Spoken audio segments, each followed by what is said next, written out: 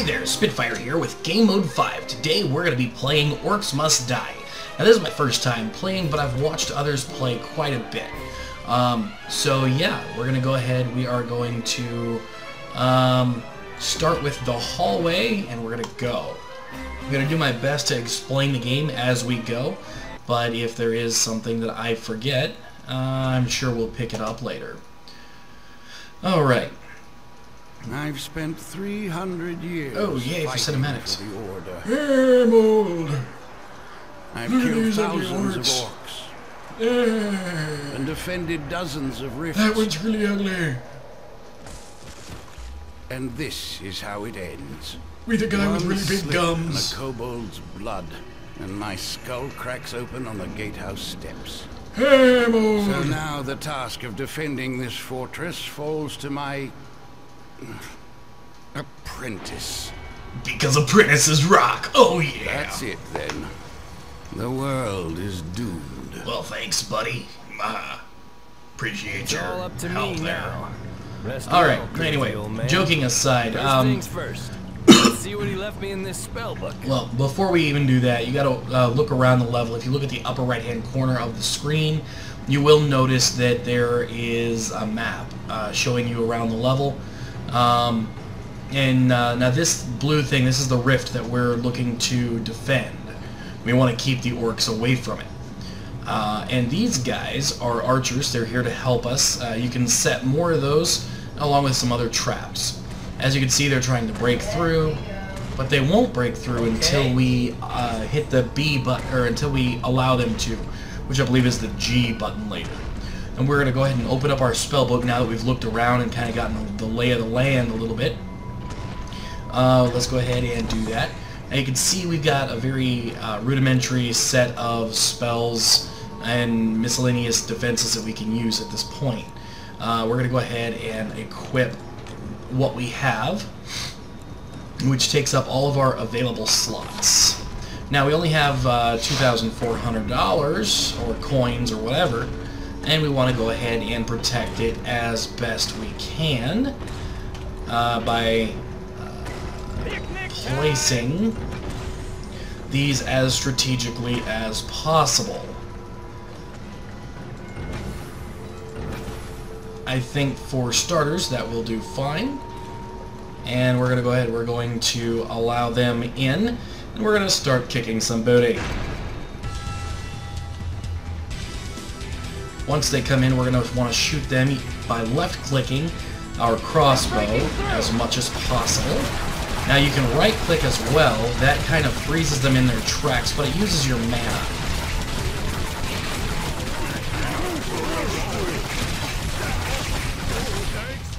Okay, now as you see, we got more money, and that means that we can place more traps.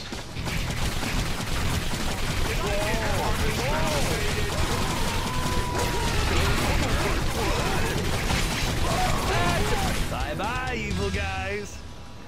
Now, up there you see this floating guy here. That's actually a health pot, which we can get if we start running low. Now, on this very early level, I've never used that. I've never seen anyone use that, but it is there for us, should we need it.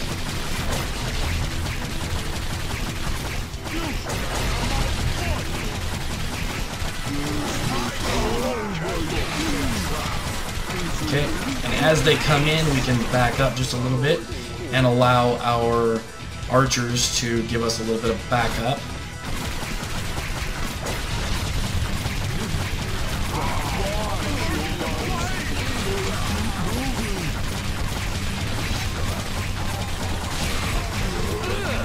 There we go.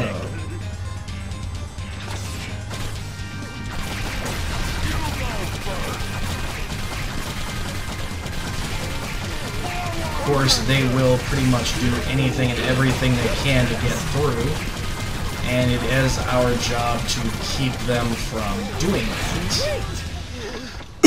And of course, you want to do that with as little resources as possible. That money counter down there, whether it's coins or dollars or whatever, you want to have that as high as possible at the end, because that kind of calculates into your score. Okay, there we go, there's that first wave. And then after that first wave, we can start.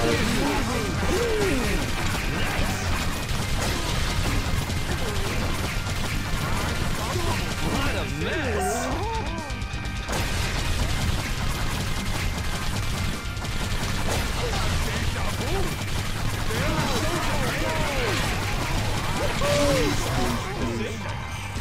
And there we go.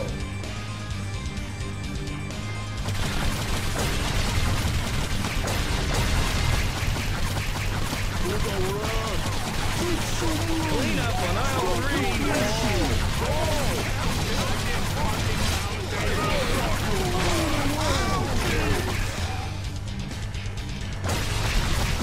Okay.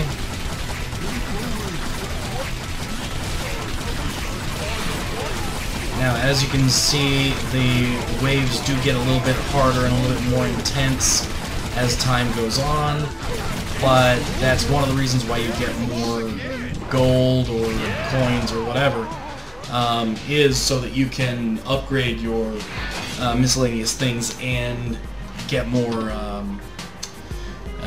help in the long run. As you can see, we got 1, 2, 3, 4, 5 skulls. These skulls are kind of a way of showing how well you did as far as resources and spending your money, and you can actually spend these skulls on upgrades. Alright, so let's go ahead and check out this upgrade system that we were talking about. Currently we have an upgrade for our trap and our sticky tar trap. Right now we can afford neither one, so we'll go ahead and exit out of that, and we will continue to the next level. Now, we have been granted the arrow wall. Now, the arrow wall is one of my favorite things in this game because it does deal a massive amount of recurring damage, and it allows you to sort of trap. Okay, let's get a look. Let's get a lay of our land here. Alright, this guy's here to help us, but he only comes into play if they pass this line. And there's, again, the rift that we're looking to defend. Okay, so let's go ahead and look in our spell book, see what we have to work with. Alright, now I don't really use the blade staff, so we are just going to use this. Well, actually, it looks like we can get it all.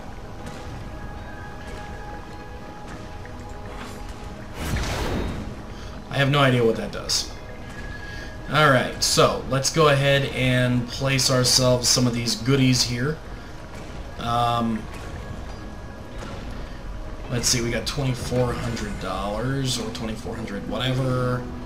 We're gonna go ahead and we'll put that there. We've got 600 left.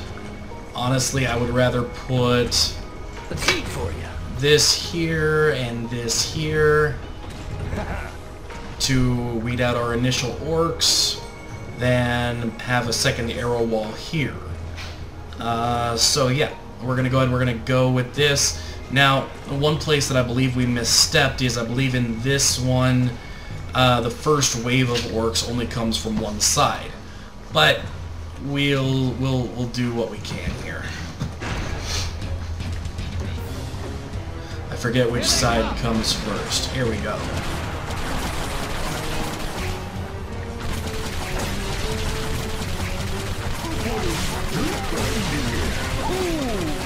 And of course, you want to try to keep them stunned and in the range of these traps. So using the bow is a very good thing.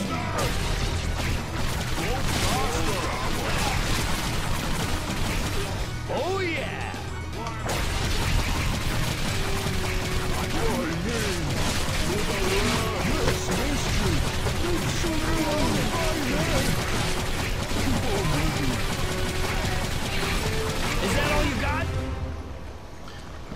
the next wave is coming, and it looks like we have some time to set up.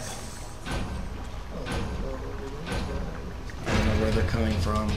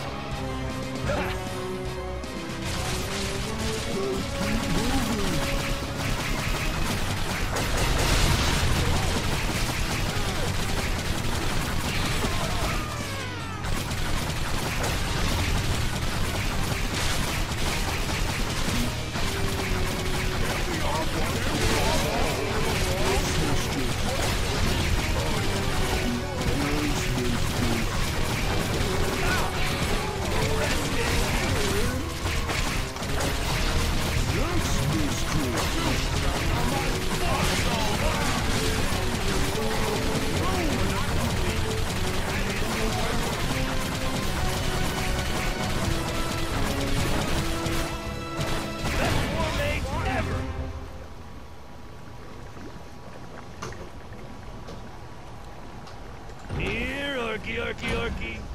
How about some of this?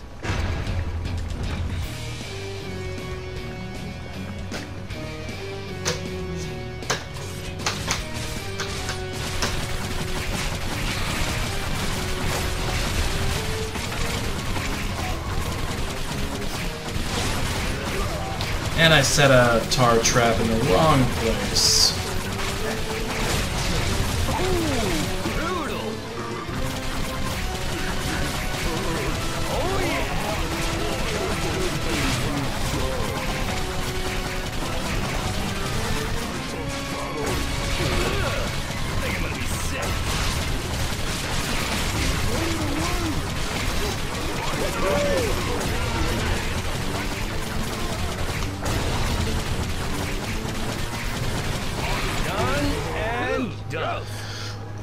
Okay, now as you can see up top, we have the option to release the Horde again. This is because I am going to hit E. I'm going to sell that because that was a very bad strategic decision. And I'm going to hit E and sell that because I placed it wrong. Like catnip for orcs. Alright. Also, we placed that incorrectly. Now these guys do. Now, as you can see, I pretty much have this place checkerboarded with these arrow things. The reason that I have them checkerboarded so is to basically allow for maximum damage output. So as you can see, they enter here, they get hit by this. If this is resetting or that doesn't empty out their health, they have the chance to be hit by these two. By the time they step out of these two, they get in range of one of these. They then come into here. At that point, if they're not dead, I will pick out the ones that that follow. And so yeah, let's see what we can do here. This might be overkill, and I might not actually get my my desired amount of skulls.